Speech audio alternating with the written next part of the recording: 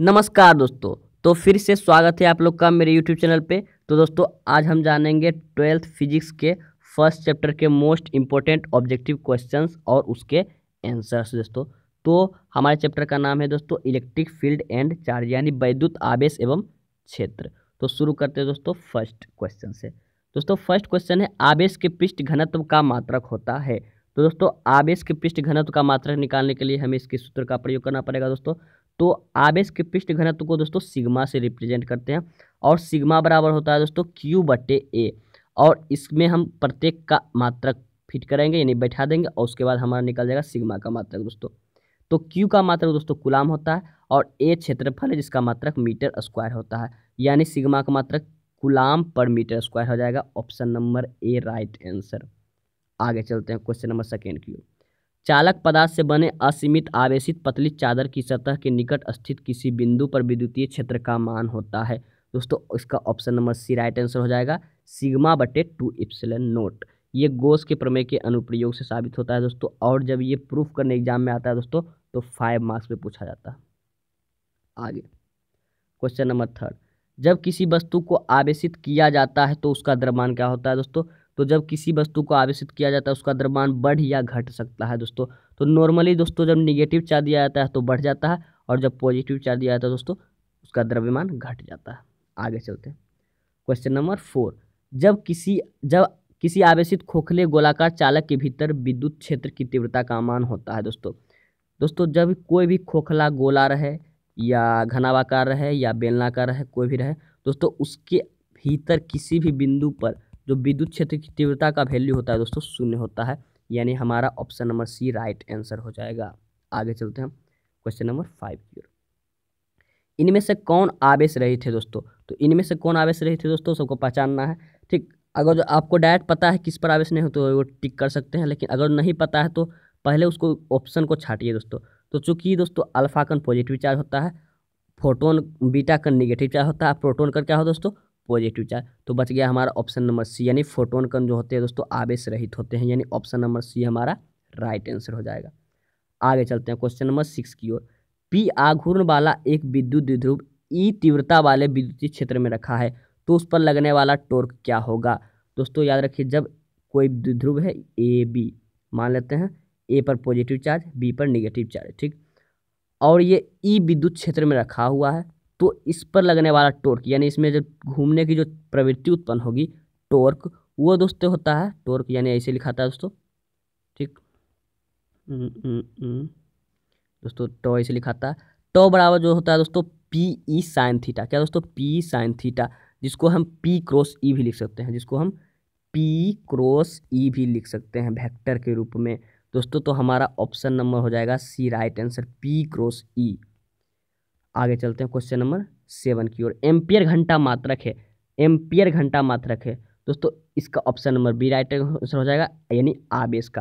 दोस्तों कैसे देख लेते हैं। ठीक दोस्तों, चूंकि एम्पियर घंटा है, एम्पियर घंटा, ठीक, तो चूंकि दोस्तों एम्पियर किसका मात्रक है धारा का आई, और एच घंटा किसका मात्रक है दोस्तों समय का। तो आई टी किसका फॉर्मूला था दोस्तों क्यू का, यानी क्यू बराबर आई टी, इसीलिए हो जाएगा आवेश, यानी option number b right answer. आगे चलते हैं हम क्वेश्चन नंबर 8। मुक्त आकाश की परावैद्युतांक होता है दोस्तों, मुक्त आकाश का परावैद्युतांक 8.85 गुने 10⁻12 एफ मीटर इनवर्स यानी फैराड मीटर इनवर्स होता है। आगे चलते हैं क्वेश्चन नंबर 9 की ओर। विद्युत क्षेत्र ई की का एसआई मात्रक होता है दोस्तों। तो विद्युत क्षेत्र का एसआई मात्रक न्यूटन पर कूलम होता है दोस्तों। वो भी कैसे, तो दोस्तों ई बराबर होता है F/Q, और एफ का मात्रक न्यूटन और आवेश का मात्रक कूलम, यानी न्यूटन पर कूलम, यानी option number b right answer हो जाएगा। और जान लीजिए दोस्तों इसका एक और मात्रक नहीं, यानी न्यूटन पर कूलम इनवर्स जो होता है ये किसके बराबर होता है वोल्ट मीटर इनवर्स के, यानी न्यूटन कूलम इनवर्स किसके बराबर होगा वोल्ट मीटर इनवर्स के। आगे चलते हैं क्वेश्चन नंबर 10 की ओर। एक कूलम बराबर खाली जगह स्टेट कूलम, दोस्तों एक कूलम बराबर 3 गुने 10⁻9 स्टेट कूलम होगा, यानी option number A right answer हो जाएगा। तो इसको याद कैसे रखेंगे दोस्तों, तो याद ये रखना है कि कूलम जो है वो बड़ा मात्रक है, स्टेट कूलम वो क्या है छोटा मात्रक है।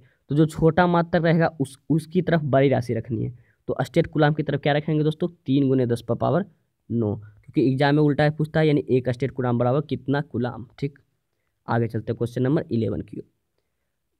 स्थिर विद्युतीय क्षेत्र होता है दोस्तों, स्थिर विद्युतीय क्षेत्र होता है दोस्तों संरक्षी होता है, यानी option number A right answer हो जाएगा।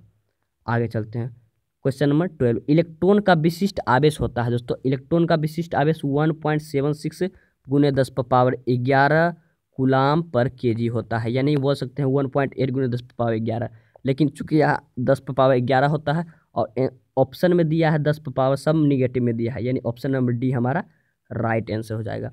तो अब जान लेते हैं विशिष्ट आवेश होता क्या है दोस्तों।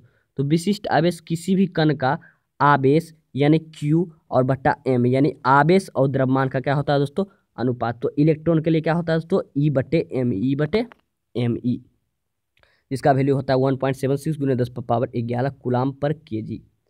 आगे चलते हैं क्वेश्चन नंबर 13। कूलाम बल है दोस्तों, कूलाम बल एक केंद्रीय बल भी है और विद्युतीय बल भी है, यानी ऑप्शन नंबर सी हमारा राइट आंसर हो जाएगा। आगे चलते हैं क्वेश्चन नंबर 14। विद्युत क्षेत्र की बीमा होती है दोस्तों, विद्युत क्षेत्र की बीमा ML_T-3A-1 होती है। तो निकालने आता है तो निकाल सकते हो दोस्तों, ये फार्मूला से निकलता है बीमा। ठीक, आगे चलते हैं। और अगर जो आप चाहते हैं कि बीमा पर कोई वीडियो बना दे तो जो कमेंट जरूर करें। आगे चलते हैं 15 नंबर। वायु में एक दूसरे से 30 सेंटीमीटर दूरी पर स्थित दो आवेशित गोले क्रमशः 2 गुने 10⁻10 कूलाम एवं 3 गुने 10⁻3 कूलाम आवेश है, तो इनके बीच लगने वाला बल दोस्तों, इसको नॉर्मली हम कूलाम बल से निकाल सकते हैं, बराबर K Q1 Q2 बटे R² दोस्तों। K का मान बैठाएंगे 9 गुने 10⁻9, Q1 का मान 2 गुने 10⁻7, Q2 का मान 3 गुने 10⁻7 और R का मान बैठाएंगे दोस्तों 30 सेंटीमीटर ना बैठाकर 30 मीटर, यानी मीटर में बदल कर बैठाएंगे, जो हमारा आंसर आ जाएगा इस प्रकार डी नंबर, यानी 6 गुने 10⁻3। आगे चलते हैं क्वेश्चन नंबर 16। किसी दी गई दूरी पर स्थित दो इलेक्ट्रॉन, यानी एक इलेक्ट्रॉन यहाँ एक इलेक्ट्रॉन यहाँ, दो इलेक्ट्रॉन है कुछ दूरी पर, उसके बीच क्रियाशील बल। तो दोस्तों क्वेश्चन पूछा जा रहा है कि एक इलेक्ट्रॉन यहाँ एक इलेक्ट्रॉन यहाँ, दो बल है और दो इलेक्ट्रॉन है और दोनों के बीच दो तरह का बल कार्य कर रहा है, एक गुरुत्वाकर्षण बल और एक विद्युतीय बल।